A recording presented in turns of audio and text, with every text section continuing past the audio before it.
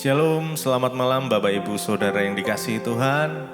Malam hari ini dimanapun Bapak Ibu berada, mari kita mau sama-sama satukan hati kita. Kita mau datang untuk menyembah Tuhan pada malam hari ini. Mesbah doa di malam hari ini, biar bukan rutinitas saja, tetapi kita sama-sama menghampiri tahtanya, menghampiri Tuhan. Dan kita mendapati setiap kebaikan Tuhan. Mari kita sama-sama satukan hati kita berdoa. Tuhan Yesus, kami bersyukur buat malam hari ini Tuhan. Kami bersyukur buat setiap tuntunan Tuhan, penyertaan Tuhan, kasih dan rahmat Tuhan yang selalu nyata di dalam kehidupan kami. Terima kasih Tuhan. Malam hari ini kami mau menghampiri Engkau. Kami mau datang sujud di hadapan-Mu, menyembah Engkau Allah kami yang hidup, yang di dalamnya ada keselamatan, yang hanya ada di dalam nama Yesus Kristus. Kami mau siapkan hati kami Tuhan, biar Engkau menguduskan, menyucikan setiap kami, agar kami layak di hadapan-Mu ya Bapa. Terima kasih Tuhan Yesus. Kami bersyukur. Mari sama-sama kita datang, kita sembah Dia, naikkan pujian-Mu, naikkan penyembahan-Mu buat Tuhan, naikkan mazmur-Mu, ucapan syukur. Kami bersyukur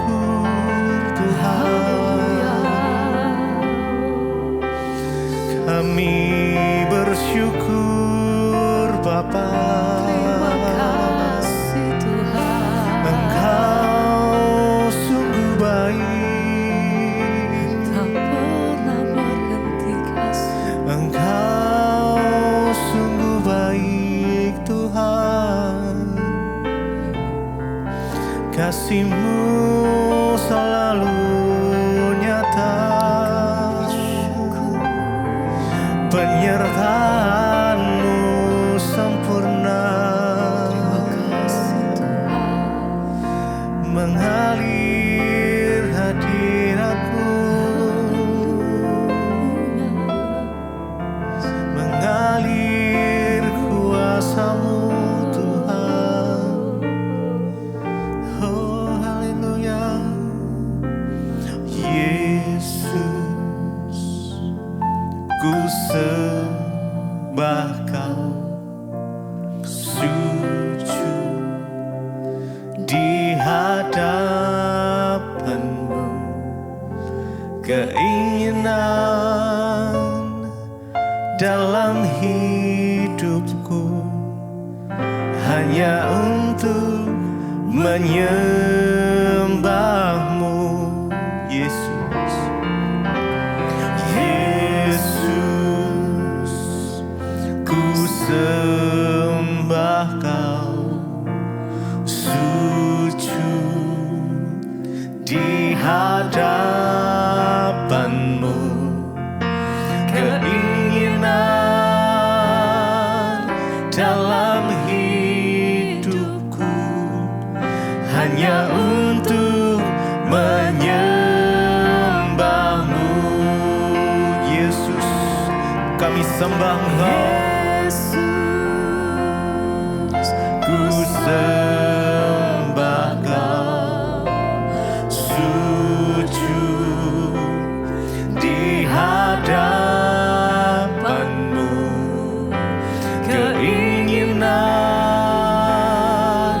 dalam hidupku hanya untuk menyembah-Mu, Yesus. Yesus,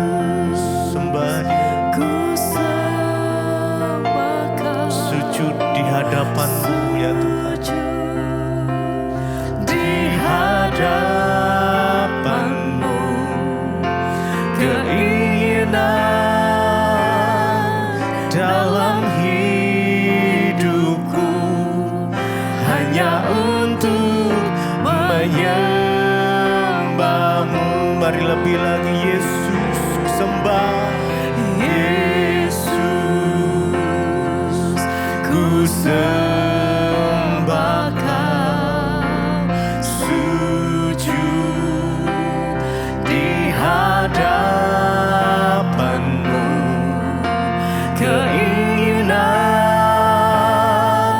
dalam hidupku hanya untuk menyembah-Mu.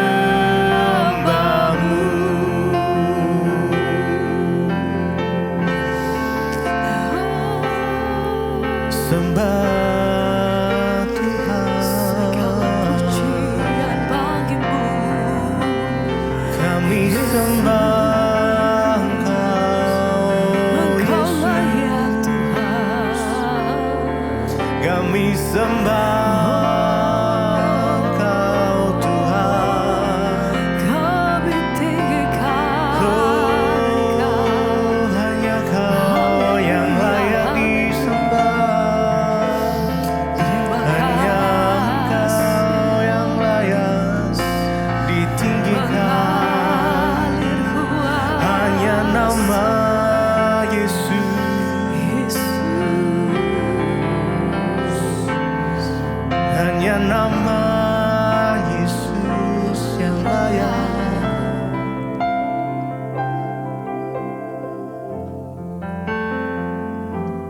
Terima kasih.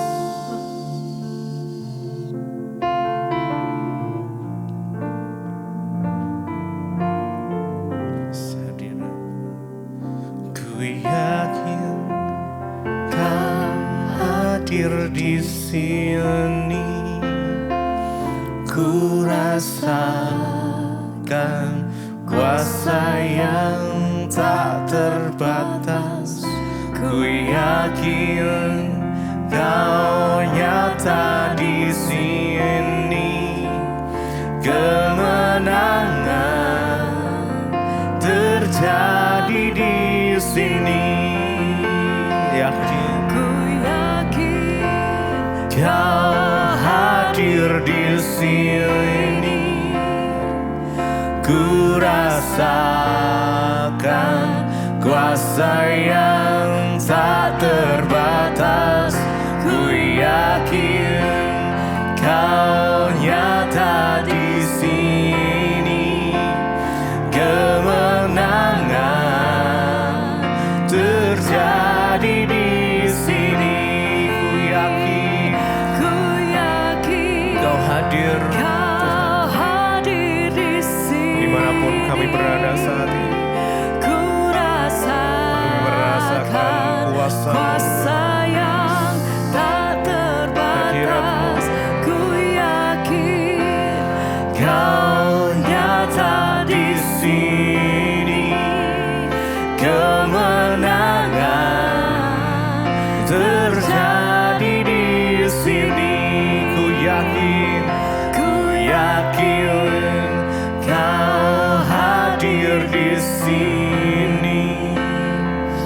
Ku rasakan kuasa yang tak terbatas. Ku yakin Kau nyata di sini. Kemenangan terjadi di sini.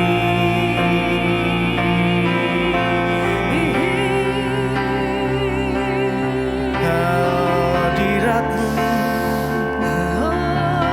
memulihkan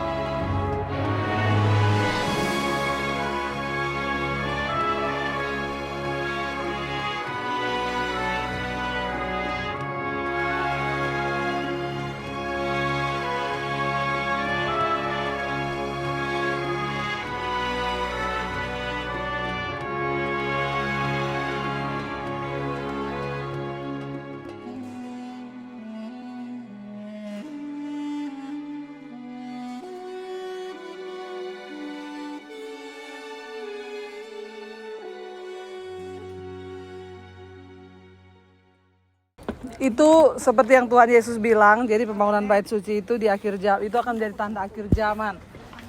Kalau bait suci itu dibangun kembali, tadi yang mereka sudah bilang tempatnya di Silo.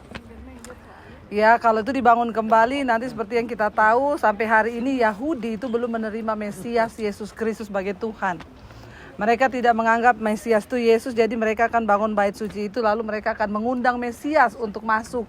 Jadi apa yang perlu kita ketahui di sini, saudara? Ya, kalau mereka berkata mereka sedang mempersiapkan untuk pembangunan bait Allah yang terakhir, ya ini juga menjadi sebuah tanda bagi kita bahwa kalau itu benar-benar sudah dibangun, maka kedatangan Tuhan gak lama lagi.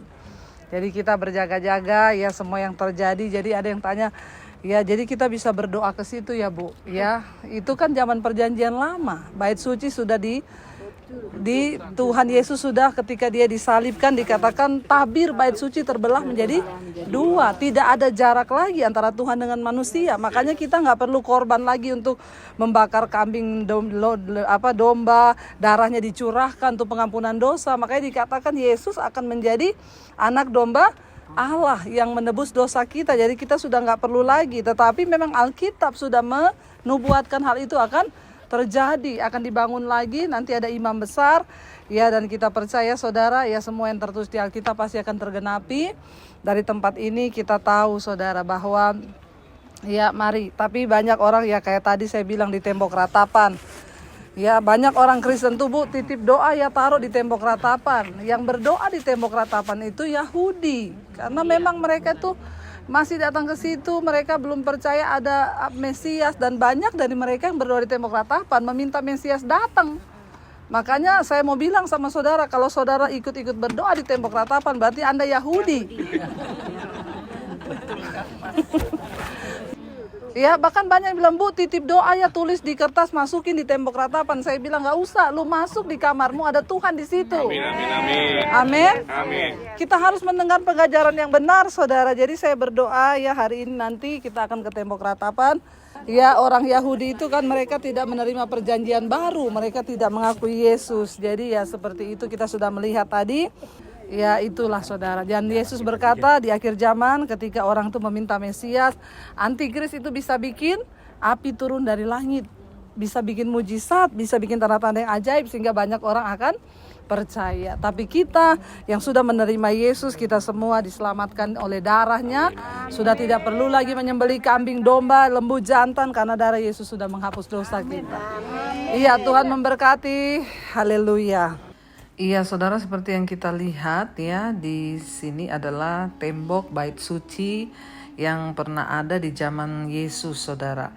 Dan saat ini ya bangunan di balik tembok bait suci itu ya masih dipakai untuk beribadah oleh sekelompok orang. Tetapi orang-orang Yahudi itu tidak diperbolehkan untuk memasuki ya tempat itu. Sehingga orang-orang Yahudi itu mereka hanya berdoa di luar bait suci, yaitu di tembok ratapan. Dan mereka meratap di situ dengan doa-doa mereka, salah satunya ya mereka berdoa untuk pergumulan-pergumulan atau masalah ya, dan juga yang terpenting seperti yang kita tahu bersama, Yahudi tidak percaya bahwa Yesus itu datang sebagai Mesias, sehingga mereka masih berdoa sampai hari ini meminta agar Mesias itu datang kembali. Ya, dan seperti yang kita tahu bersama ya bahwa bait suci ini adalah satu tempat yang sakral yang sudah dibangun pada zaman dahulu dari perjanjian lama. Ya, dan bahkan di perjanjian baru pun saudara, dalam perjanjian lama Musa ketika itu meminta umat Israel untuk ya mereka datang menyembah Tuhan ya di tabernakel ya bersama-sama dengan mereka ya, itu adalah sebuah gambaran bait suci sewaktu mereka bepergian di padang gurun ya, mereka membawa tabut Allah. Lalu Raja Salomo membangun dan mendedikasikan bait suci yang megah itu ya, ketika pada waktu itu kita tahu Raja Daud akan membangun bait Allah itu untuk meletakkan tabut Allah di sana, tapi Tuhan ya Allah berfirman bahwa Daud tidak bisa membangun bait suci itu karena tangannya sudah kotor oleh perang ya. Dan Tuhan berkata bahwa Salomo lah yang akan membangun bait suci itu. Dan kemudian bait suci yang megah itu dihancurkan oleh bangsa Babilonia pada tahun 586 sebelum Masehi. Kemudian bait suci itu dibangun kembali dan kemudian diperluas secara ya substansial Tapi kemudian dihancurkan lagi oleh bangsa Romawi pada tahun 70 Masehi.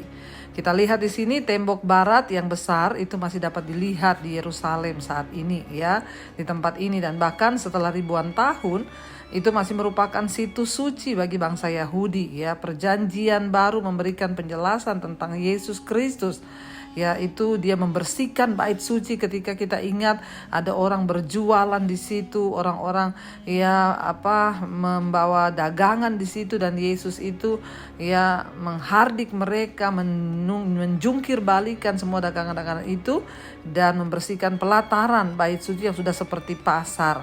Kita ingat saudara bait suci adalah tempat yang sakral untuk orang datang menghadap kepada Tuhan, bertemu dengan Tuhan. Karena itu sekarang di perjanjian baru Tuhan berkata bahwa bait suci itu adalah kamu.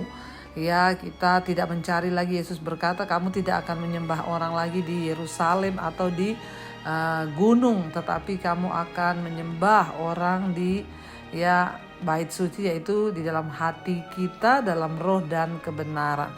Dari Yerusalem saya mengajak saudara melihat inilah bahwa semua sejarah Alkitab itu benar-benar ada fakta.